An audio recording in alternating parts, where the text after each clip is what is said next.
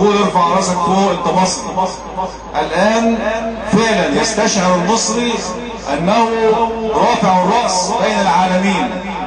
هذه الرأس التي أريد لها أن تنخفض كثيرا. لعل إخواننا اللي بيسافروا كتير دلوقتي في المطارات بيشوفوا إزاي الإيجيبشن حتى في المطارات الأوروبية إيجيبشن فعلا كثير من اللي بيسافروا وجدوا هناك احترام من العالم. ليس هذا الاحترام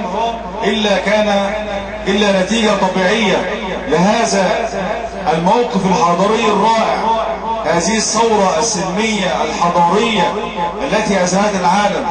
تبعها مواقف حضارية في الاستفتاء ثم في الانتخابات، وكلما تربص المتربصون وكلما حاول المتربصون بهذا الوطن أن يؤخروا وأن يقهقروا المسيرة للوراء كان الشعب أوعى منهم. هذا الشعب الذكي اللماح كانت وقفته المباركة، ولعلكم شاهدتم الملايين وهي تخرج إلى الانتخابات ترسل الرسائل إلى كل العالم. نحن مصممون على استعادة إرادتنا، استعادة كرامتنا، استعادة حريتنا.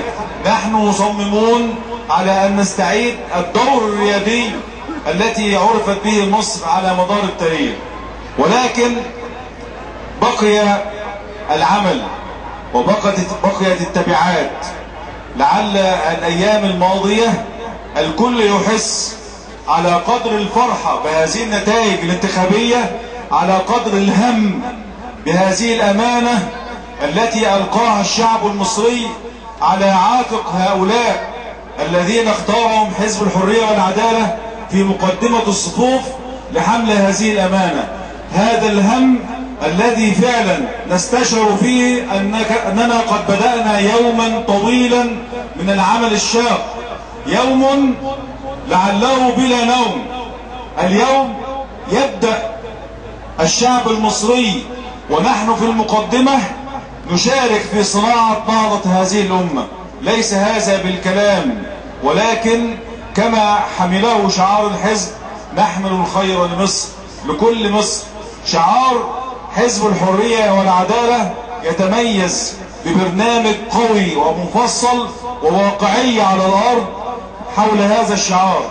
إن من يتحمل هذه المسؤولية ويتصدر لها يحمل معه برنامج طويل وقوي ومفصل يتميز أولا بالمرجعية الإسلامية الواضحة، ثانيا بالواقعية التي تحترم وتراعي الواقع المصري في كل المناحي الحياة، ثالثا أنه يعتبر الإنسان المصري هو حجر الزاوية لهذه النهضة وتعود عليه خيرات هذا البرنامج، رابعا يقوم بهذا البرنامج فريق ضخم على مستوى الجمهورية من الإخوة الأفاضل الذين نحسبهم على الله لا نزكيهم على الله عز وجل ونحسبهم من خيرة الناس، ونقول أن هذا العدد من الخبراء والمتخصصين في جميع المجالات لا نقول أنهم أصحاب خبرة يعني جديدة أو أنهم سيجربون هذا البرنامج في الشعب المصري، ولكن شهدت لهم ساحات النقابات المهنية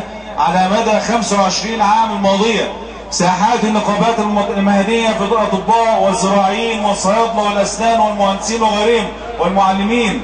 ساحات العمل الخيري والعمل التطوعي في كل المجالات.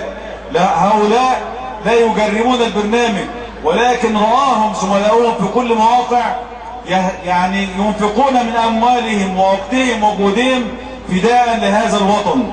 هؤلاء الناس يتعبدون لله عز وجل بهذا العمل، يخدمون هذا الشعب تعبدا لله عز وجل، كما علمنا النبي صلى الله عليه وسلم: لأن يمشي أحدكم في حاجة أخيه خير له أن يعتكف في مسجد هذا 40 يوما 40 شهرا 40 سنة، الله أعلم.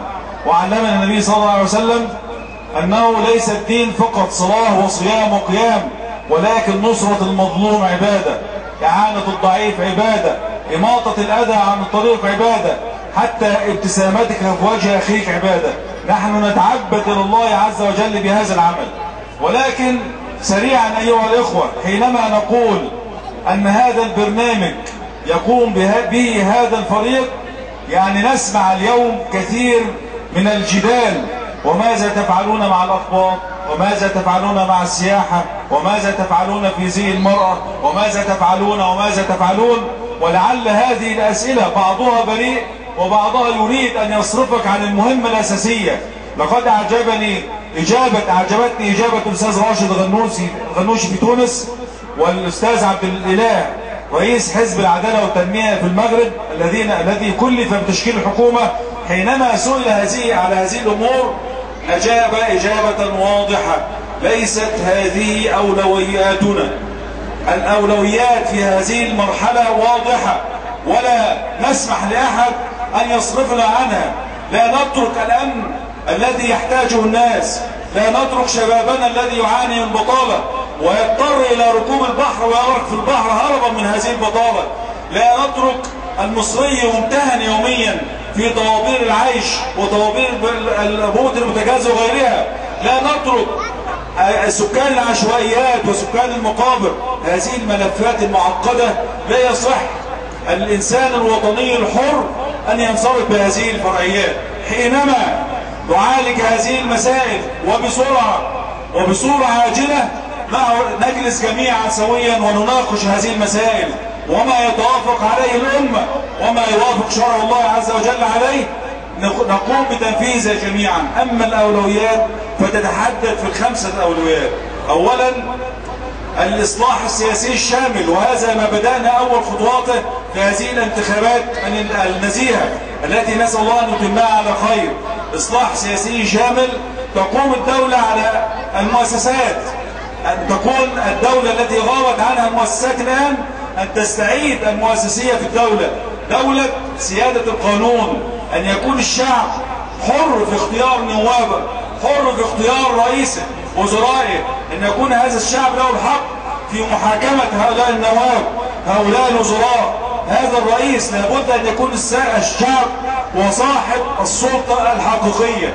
ولكن حينما يتحقق هذا الإصلاح السياسي الشامل والذي بدت أولى بشرياته في هذه المرحلة الانتخابية، لن نتم المرحلة. فماذا نفعل بإصلاح سياسي شامل ولا يحس المواطن البسيط بأن الإصلاح الاقتصادي قد عاد عليه بالنفع؟